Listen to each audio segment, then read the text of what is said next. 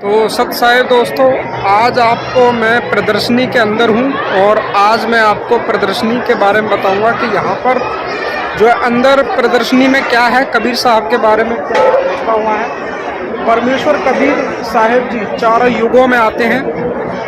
सतयुग में सत सुकृत कहटेरा, त्रेतर नाम मुनिंदर मेरा, द्वापर में करुणा में कहाया, कलयुग नाम कबीर धराया। तो ये आप पोस्टर यहाँ पीछे देख रहे हैं। अगले पोस्टर में ये एक प्रदर्शनी है, यहाँ पर आपको पोस्टर वाइज देखने को मिलेगा। जैसे हमने बाहर से एंट्री ली थी तो यहाँ पर एक चित्र आपको दिखाया गया है। यहाँ लिखा हुआ है कि सतलोक से सहशरीर प्रकट हुए कबीर परमेश्वर जी की अद्भुत और अलौकिक दिव्य लीलाएं।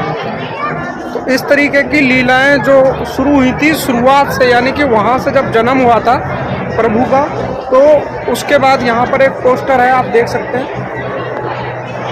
इस पोस्टर में है 5 वर्षीय बालक रूप में परमेश्वर कबीर साहिब जी स्वामी रामानंद जी के शिष्य ऋषि विवेकानंद जी के साथ ज्ञान गोष्ठी करते हुए, यानी कि ज्ञान की बातें करते हुए नजर आ रहे हैं। और यहाँ पर आपको दिखाई दे रहा है, ये देखिए। तो यहाँ पर दोस्तों, यहाँ पर है कबीर साहब जी स्वामी रामानंद जी की एक शंका का समाधान करते हुए, जब 2 रूप में वो परमेश्वर थे। यहाँ पर मैं आपको बैक कैमरे से दिखाता हूँ और समझाते भी जाऊँगा साथ में। तो दोस्तों, यहाँ पर आप देख सकते हो, ये है कबीर साहब जी स्वामी रामानंद जी की एक शंका का समाधान करते हुए एक रूप में 2.5 वर्ष बालक के रूप में सामने चारपाई पर लेटे हुए कबीर साहब, वही रूप जो पंचगंगा घाट पर बनाया गया था। तो इस तरीके की लीलाएं जो हुई थी यहाँ पर आप देख सकते हैं। बैक में इधर दिखा देता हूँ आपको। यहाँ पर देखिए, कबीर परमात्मा द्वारा दामोदर सेठ के डूबते जहाज को बचाना। और यहाँ आगे दिखा देते हैं, कबीर परमात्मा के द्वारा तैमूर लंग को 7 पीढ़ी का राज देने की लीला करना। और यहाँ आप देख सकते हैं,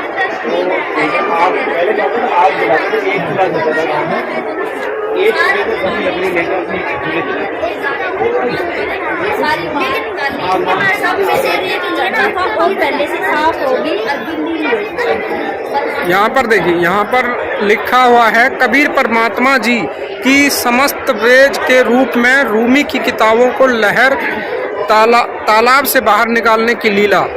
तो यहाँ पर वो पोस्टर लगा हुआ है, इधर भी आप देख सकते हैं। तारा तालाब की लीला नहीं है, नहीं, लहर तारा नहीं बोल रहा मैं, तालाब से बाहर निकालने की। हाँ, वही लिखा समस्त वेद के रूप में जो परमात्मा रोमी जी को मिले। हाँ, ये भाई है, ये बता रही है। ऐसे ही सबको यहाँ पे समझाया जाता है। अगर कोई नहीं समझ पाता, गलती से गलत अगर बोल देते हैं तो देखिए यहाँ पर लिखा हुआ है, सिकंदर लोधी के जलन के रोग का इलाज मौलाना पंडितों के जंतर मंतर और दवाओं से नहीं हो सका, कबीर परमात्मा के आशीर्वाद से ठीक हुआ।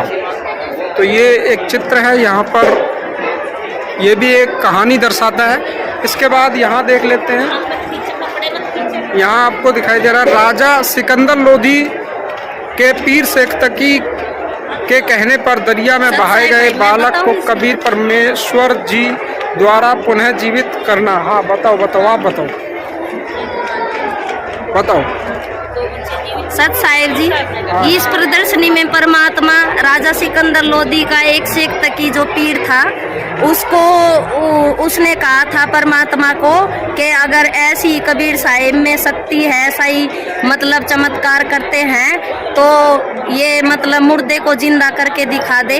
और तभी परमात्मा नदी के किनारे पे गए और दरिया पे शेख तकी और मुसलमान राजा सिकंदर लोधी ये सभी गए। और तब परमात्मा ने मतलब अपना ऐसे हाथ किया और एक मुर्दा बहता हुआ जा रहा था, तो परमात्मा ने उसको जीवित किया। पहले मतलब वो जीवित नहीं हुआ, तो शेख तकी जो सिकंदर लोधी का मतलब धार्मिक पीर था, वो ताली बजा के हंसने लगा और कहने लगा, देखो देखो ढोंगी का ढोंग देखो। तब परमात्मा ने ये लीला जानबूझ के की थी। फिर दोबारा परमात्मा ने जैसे याद किया तो वो मुर्दा जिंदा हो गया।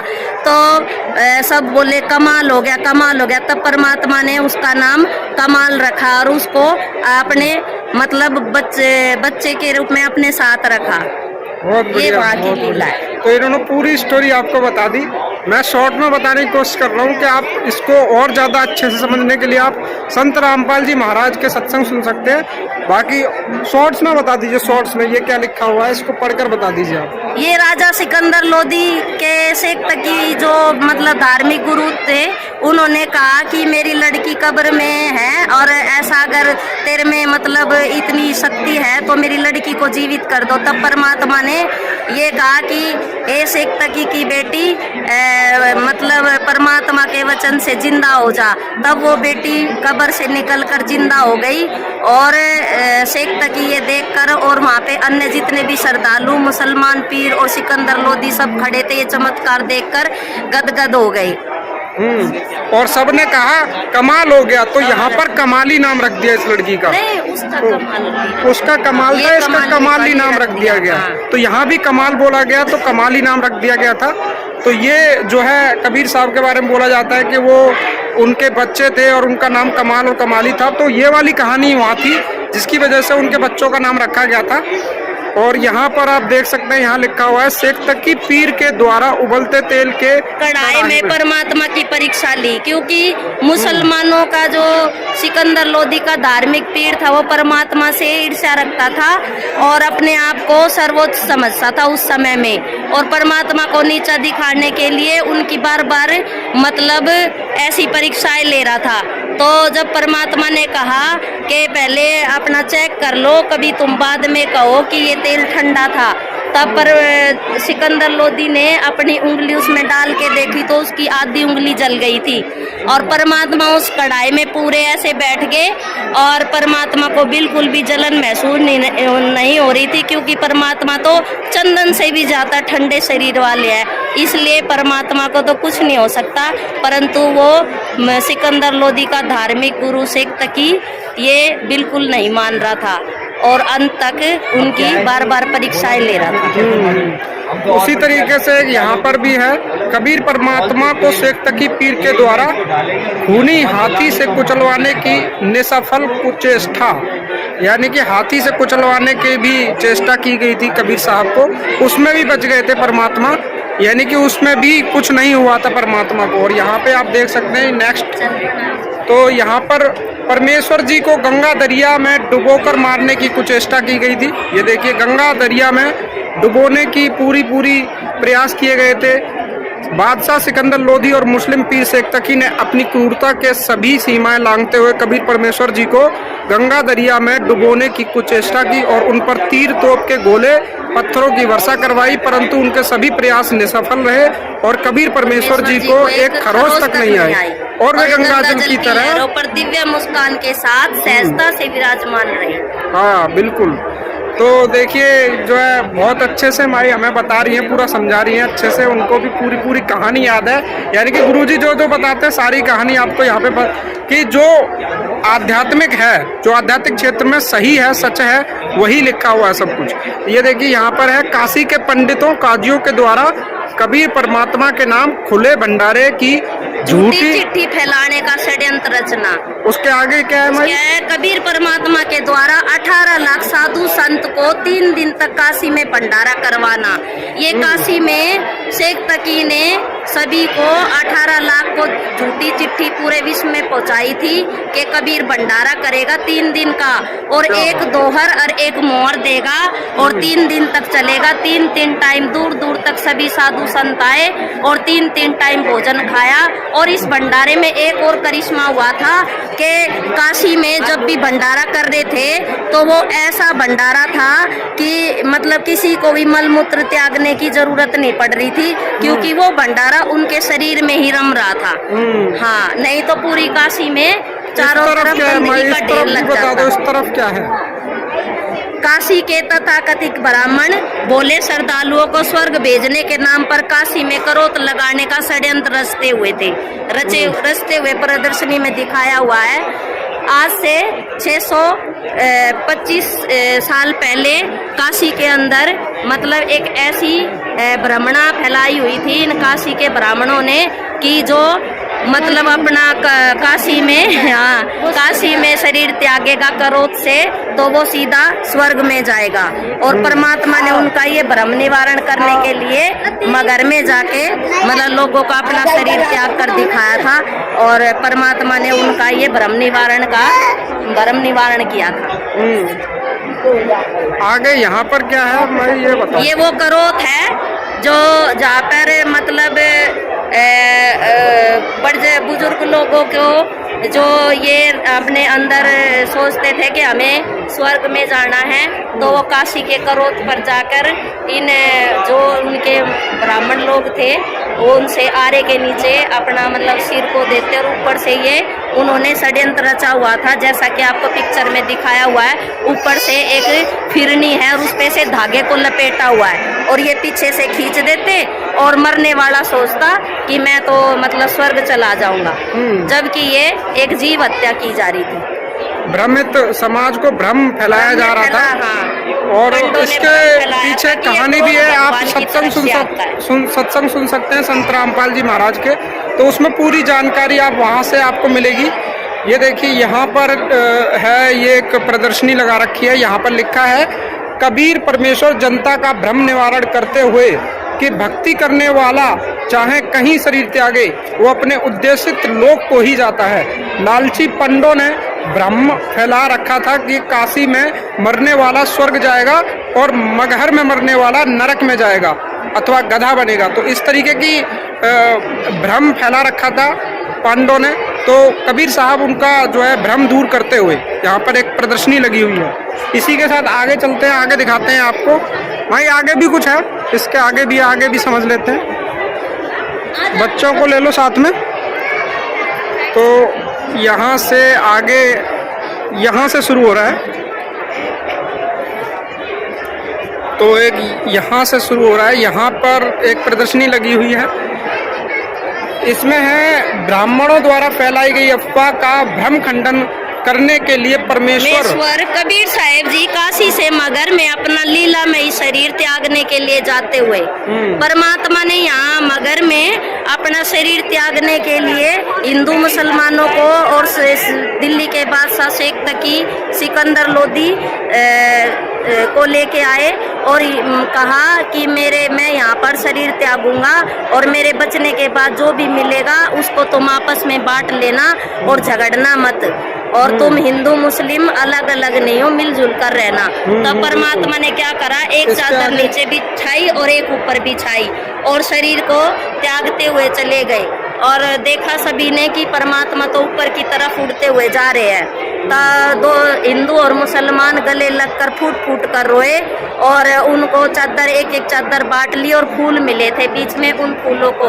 और तो इसका प्रमाण आपको मगर काशी में मतलब ये दोनों का हिंदुओं का मतलब मंदिर है और इन काजी मुल्लाओं का मतलब अलग से है और इनका मेन दरवाज़ा एक ही है। तो यहाँ से हमें ये सीख मिलती है कि हिंदू मुसलमान पहले एक ही थे और आज भी एक ही है, हम अलग अलग नहीं है। परमात्मा इसी उद्देश्य से हमें यही शिक्षा देने के लिए मगर में अपना शरीर त्याग कर 120 वर्ष काशी में रह के हमें समझा के चले गए थे और आज फिर आए हुए हैं। यहाँ पे वही एक चित्र दर्शा रखा है, बिजली खान पठान की प्रार्थना पर कबीर परमेश्वर ने भगवान शिव के श्राप से सूख चुकी आमी नदी को फिर से पानी से लबालब भर दिया था, जो आज ही मगर में बह रही है। आमी नदी, हाँ, परमात्मा के मगर में शरीर त्यागने से पहले काशी के लोगों ने ये कहा कि परमात्मा यहाँ पर मगर में साथ में एक नदी है जो काफी सालों से सूखी है,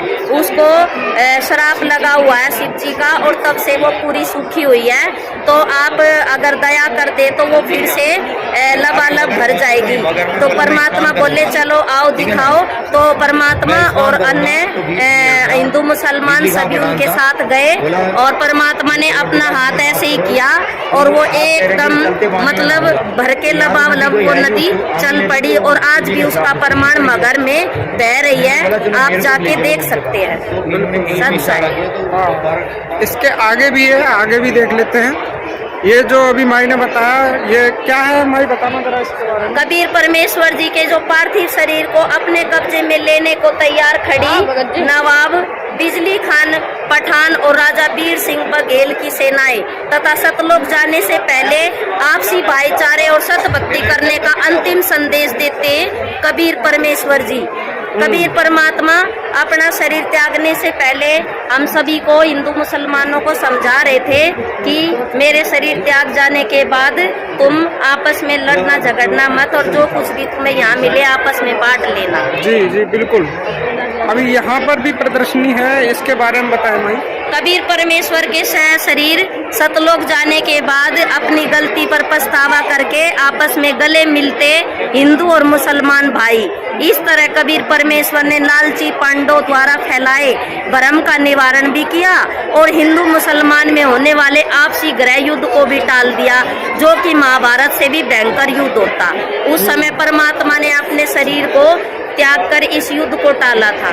परमात्मा की लीला परमात्मा ही जानते हैं। यहाँ पर एक नक्शा भी बना रखा है, इसके बारे में। ये मगहर में, काशी मगर में वो दृश्य है जहाँ पर एक साइड तो आपको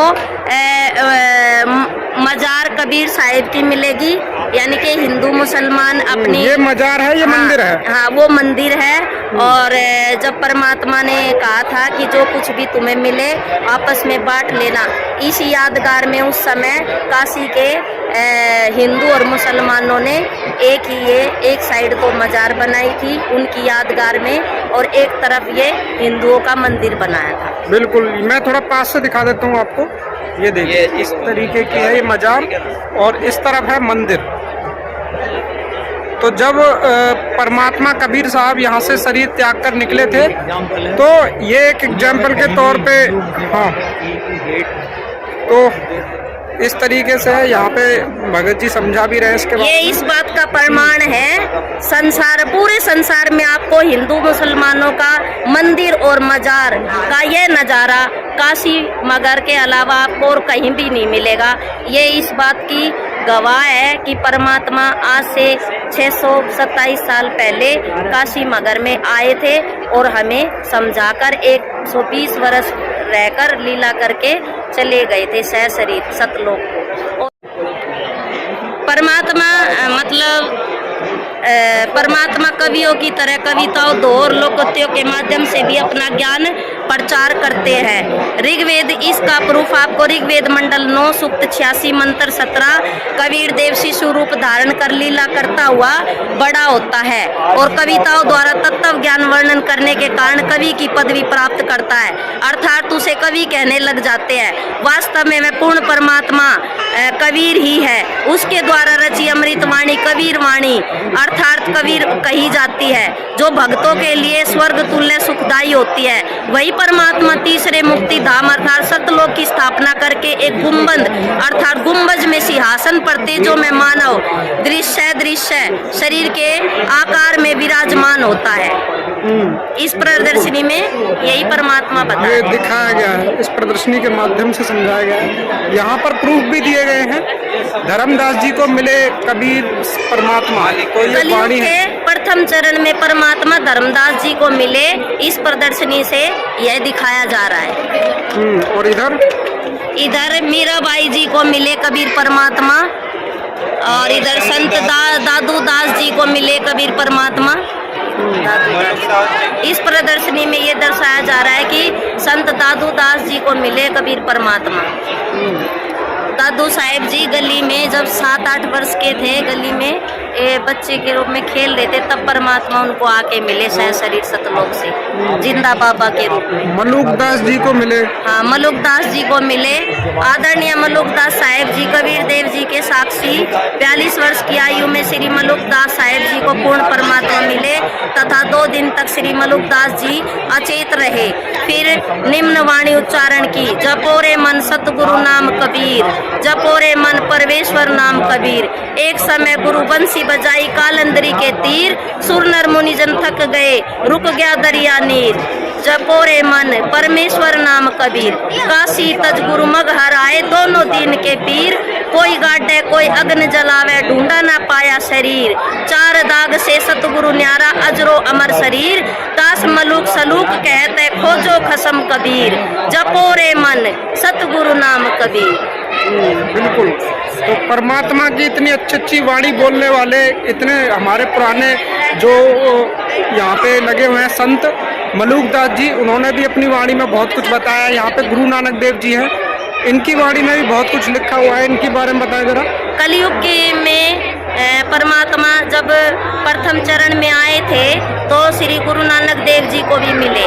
गुरु नानक देव जी उस समय विष्णु शिव कृष्ण इन्हीं की पूजाएं करते थे, तो परमात्मा उनको ये बताने के लिए बेई नदी पर मिले थे कि जो भक्ति तुम कर रहे हो वो मोक्षदायक नहीं है, और जो मैं तुम्हें बताऊंगा वो मोक्षदायक है। इसी बात से गुरु नानक देव जी ने उनकी बातों को नहीं सुना और बोले कि तू मतलब कोई मुसलमान है और हमारे मतलब विष्णु श्री कृष्ण इनकी भक्ति को मतलब गलत बता रहा है।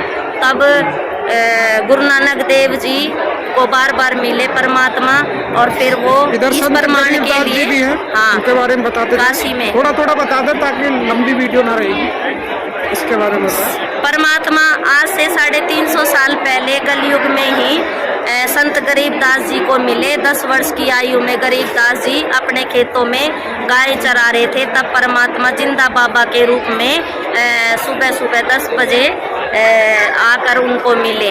और तो वहाँ पर जो गौर गवाले और संत गरीबदास जी बैठे थे तो वे सब बोले कि आओ बाबा जी आप कहाँ से आए हो। परमात्मा बोले मैं सतलोक से आया। उन्होंने सोचा होगी कोई जगह सतलोक, उन्होंने इस बात पर खास ध्यान नहीं दिया। और तो परमात्मा से बोले आ जाओ मतलब खाना खा लो। परमात्मा बोले मैं खाना खा के आया हूँ। और फिर बोले दूध तो आपको पीना ही पड़ेगा। फिर बोले कि नहीं मैं तो कवारी गाय का दूध पीता हूँ। तब वो सभी हक्के बक्के रह गए। वो बोले कवार बाबा जी क्यों मजाक करे हो, कवारी गाय क्या कभी दूध देती है। इतने में ही गरीबदास जी वहाँ पे सुन रहे थे और अपनी सबसे प्यारी बछिया पकड़ के ले आए और बोले लो महात्मा जी ये मेरी सबसे प्यारी बछिया है, अब आप देख लो इनसे कैसे दूध निकाल। तब परमात्मा ने अपना आशीर्वाद भरा हाथ उस बछिया के ऊपर रखा और कहा कि एक ना मतलब मिट्टी का कोई पात्र साफ सा धो के लिया और इसके नीचे थनों के नीचे रख दो।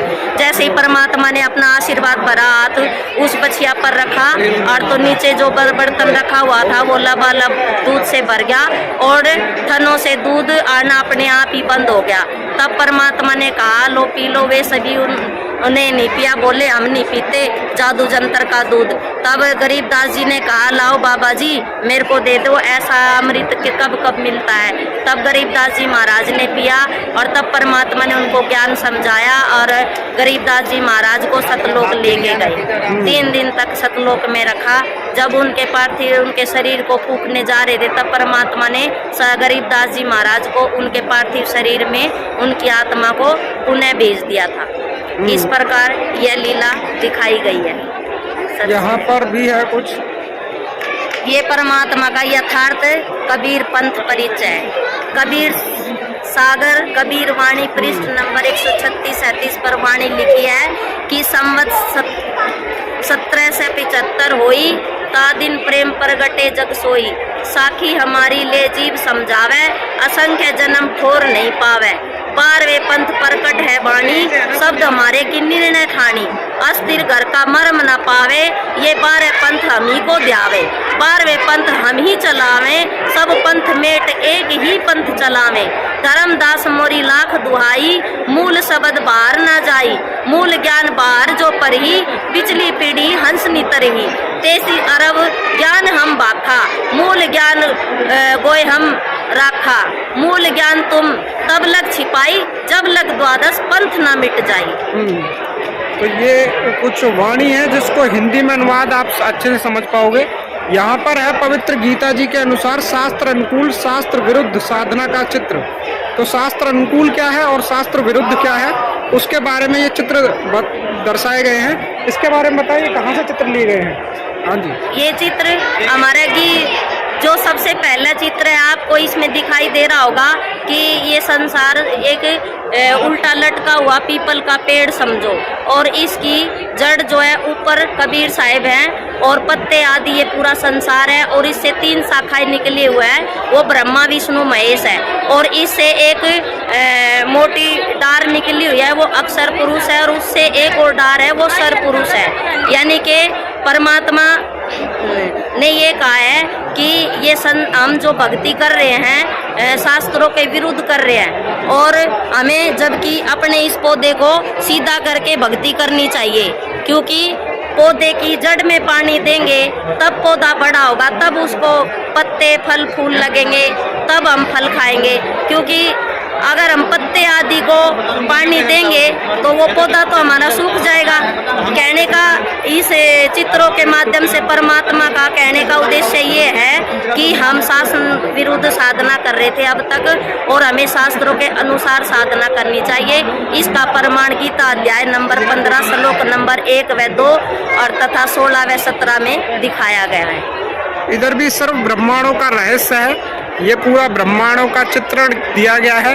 यहाँ पर भी ये डिटेल में आप समझ सकते हैं। बाद में इसलिए दिखाए गए हैं, ये परमात्मा ने जब हम सतलोक में थे तो इस काल ने जो किस ब्रह्मांड का स्वामी है भगवान है, उसने वहाँ पर एक गलती की थी, और उसके साथ साथ हमने भी की थी, और हमारा मन ललचा गया था इसकी थाली में खाने के लिए, तो परमात्मा ने हमें दुर्गा और इस काल के साथ वहाँ से भेज दिया था। क्योंकि जैसे एक फल विक्रेता होता है और उसके अगर कोई एक फल सड़ जाए तो वो उस सड़े हुए फल को निकाल के फेंक देगा, नहीं फेंकेगा तो वो सारे फल खराब हो जाएंगे। इसलिए परमात्मा ने हमारे अंदर विकार आ गए थे तो हमें भी उसके साथ सतलोक से निष्कासित कर दिया था, और काल ने वहाँ पर मतलब तपस्या की थी। उस तपस्या के 3 बार तपस्या की थी, और तपस्या के रूप में उसने कहा था कि परमात्मा इन सबको तो आपने अलग अलग ब्रह्मांड दे रखे और हम 3 को एक में रख रखा है। तो परमात्मा ने उसको ऐसे 21 ब्रह्मांड दिए थे, जैसे कोई एक धनी पिता अपनी संतान को जैसे 21 प्लाट दे दे, ऐसा जानो इसको। तो इनका पूरा आपको परिचय दिया हुआ है। इसके आगे भी लगे हुए हैं, देखिए ये ऋग्वेद में दिया गया है। तो ऋग्वेद मंडल 9 सूत्र 94 श्लोक 3 में पूर्ण परमात्मा कवियों की भूमिका करता है, वह कबीर देव अर्थात कबीर परमेश्वर है। यानी कि परमात्मा इसमें कहना चाहते हैं कि ऋग्वेद मंडल नंबर 9 सूक्त 94 श्लोक 3 में उनको कबीर कहो, कबीर देव कहो, या फिर कबीर परमात्मा को। इधर दिया गया अर्थवेद कांड 4 अनुवाक 1 मंत्र 7 में उस परमेश्वर का नाम कबीर देव अर्थात कबीर परमेश्वर है, जिसने सारी सृष्टि की रचना की है। यहाँ पर लिखा हुआ पूरी उसमें, और ये गुरु नानक देव जी को मिले कबीर परमात्मा बेई नदी पर। श्री गुरु ग्रंथ साहिब पृष्ठ नंबर 731 सूही महिला 1 गरु 7 में लिखा है। ये इस चीज का प्रमाण है। काशी चलना, काशी उसके आगे है कुरान शरीफ। हाँ, परमात्मा ने कुरान शरीफ से भी प्रमाणित किया हुआ है कि सूरत फुरकानी या फुरकान 25 आयत नंबर 52 में भी कबीर साहिब ही परमात्मा है। आयत नंबर 52, तुम काफिरों का कहा न मानना क्योंकि वे कबीर को अल्लाह नहीं मानते हैं। इस कुरान शरीफ की दलीलों की सहायता से उस कबीर के लिए संघर्ष करना, हिंसा करने को नहीं कहा गया है, और मेरे द्वारा दिए गए निर्देश पर कायम रहना। यहाँ सूरत फुरकान 25 आयत नंबर 59 में भी लिखा हुआ है कुछ। हाँ, मजरन मोहम्मद को कुरान शरीफ बोलने वाला प्रभु यानी कि अल्लाह कह रहा है कि वह कबीर प्रभु वही है जिसने जमीन तथा आसमान के बीच में जो भी विद्यमान है सर्व सृष्टि की रचना 6 दिनों में की थी, तथा 7वें दिन अपने सतलोक अविनाशी लोक के सिंहासन पर विराजमान हो गए थे, अर्थात बैठ गए थे। उस पूर्ण परमात्मा को प्राप्त करने की विधि तथा वास्तविक ज्ञान तो किसी तत्वदर्शी संत यानी के बाखबर से पूछो। मैं कुरान शरीफ का ज्ञान दाता नहीं जानता। इसमें हजरत मोहम्मद जी ये बता रहे हैं। इसी के साथ इधर भी प्रमाण दिए गए हैं। इधर भी जो है संत रामपाल जी के उद्देश्य बताए गए हैं। अयोध्या में आने वाले राम भक्तों के लिए क्या उन्होंने हमारे तरफ से संत रामपाल जी की तरफ से किया गया था, सुविधाएं दी एक गई विशाल थी। भंडारा किया गया था। यहाँ पे संत रामपाल जी महाराज ने किया विशाल भंडारा, जो अयोध्या में श्री राम मंदिर बनाया गया है, उसके बारे में है। आगे देख लेते हैं। ये है लास्ट, यहाँ पर दिखाया गया है कि पूरे विश्व में संत रामपाल जी महाराज जी के 550 प्लस से ज्यादा नाम दीक्षा केंद्र हैं। जैसे कि Canada, USA, Holland, Netherlands, Belgium, Italy, UK, UAE, Qatar, India, Nepal, Bangladesh और ऑस्ट्रेलिया। इन सब जगह पे भी नामदान केंद्र खुले हुए हैं संत रामपाल जी के। और इधर जो है धानक रूप रहा और करता है। 2032 तक पूरा विश्व नाम दीक्षा ले लेगा और हमारी एक भाषा होगी, एक झंडा होगा और ये ज्ञान पूरे विश्व में फैलेगा। जी। और अभी ये ज्ञान धीरे धीरे अपनी जड़ें पकड़ रहा है। ये चित्र है धानक रूप रहा करतार, यानी कबीर साहब जी धानक थे और कपड़ा बुनने का परमात्मा काम आज करते से थे। 627 साल पहले काशी में मतलब धानक के रूप में आकर रह के गए थे, यानी कि एक मतलब दंपत्ति थे नीरू नीमा, उनको बच्चे के रूप में मिले थे। और यहाँ पर क्या चित्रण है, इसके बारे में बताएं। यहाँ पे परमात्मा ने ये सिखाया है कि आमिष काल लोक में मतलब ये शास्त्र विरुद्ध साधना भी करनी है और मेहनत करके अपना गुजर बसर भी करना है और अपना भरण पोषण और जरूरत से ज्यादा मतलब इच्छाएं नहीं रखनी। ये परमात्मा मतलब बुनाई का कार्य करते थे और अपना मतलब जीविका चलाने की लीला करके दिखा के गए हैं और बाकी जो बचता था उसको दान पुण्य में लगाते थे। जी। और इस तरफ भी सामने है जो नहीं रटे हरि नाम, ये चित्र लगा रखे हैं। यहाँ पुस्तक है, यहाँ पुस्तक कौन कौन सी रखी गई हैं, यहाँ पे एक बार नजर डाल लेते हैं, आप बता दीजिए। हाँ, इधर बताओ। यहाँ पर तत्वदर्शी संत रामपाल जी महाराज ने जिन भी पुस्तकों से ये प्रमाण दिया है कि कबीर साहिब ही भगवान है और हमें शास्त्रों के विरुद्ध साधनाएं कर रहे थे आज से पहले और हमें शास्त्रों के अनुसार साधनाएं करनी चाहिए, इन सभी पुस्तकों में वो प्रूफ है।